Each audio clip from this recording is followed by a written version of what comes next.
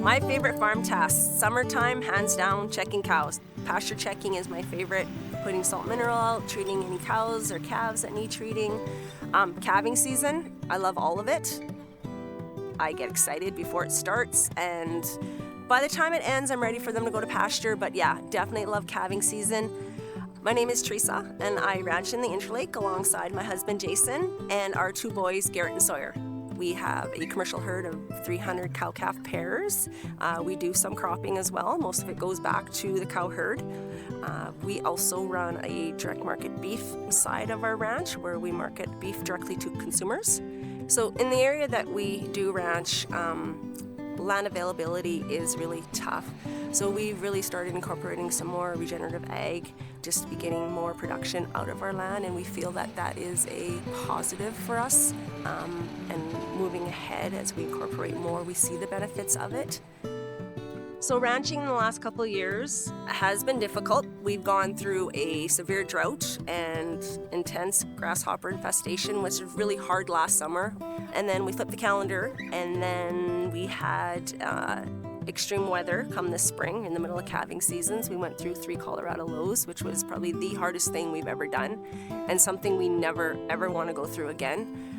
So it does take a toll on your mental health because you're always trying to do your very best for your animals. But then Mother Nature comes along and she kind of decides, we're going to do this and see how you guys can handle that.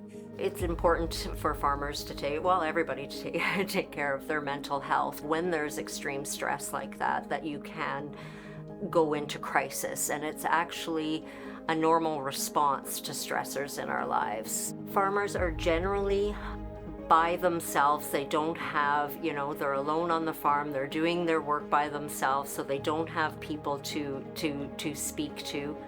The Manitoba Farm Rural and Northern Support Services line is 24/7, so individuals can call and receive support services around mental health. On the crisis line, individuals would be calling, they could be calling around depression, anxiety, thoughts of suicide, information, third-party concerns if they have a concern for someone else in their family. There's been more awareness now, and with social media sometimes you can be a little bit more discreet and maybe not so forward and reach out to people like that because there is such a stigma to mental health. But there are programs, and it's being identified and talked about so much more, and I think just getting that information out to the people that there are programs out there is getting better and better all the time. Luckily for us, my husband and I support each other very strongly, usually in sync of how we're feeling and how things are going. We also have a good support system of good friends that do the same thing as us, and you can throw out a text and say, how was today? Well, it wasn't great. How was your day? Not great. Okay, well, let's talk.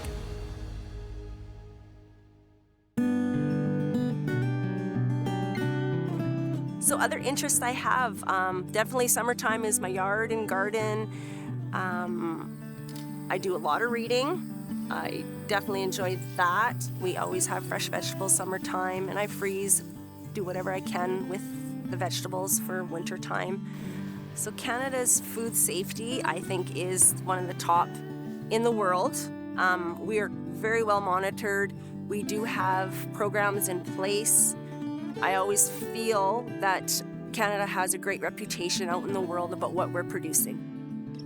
I'm proud of producing beef to our Manitoba consumers, just knowing that we've put everything and we've done the best we can to produce a great product for consumers.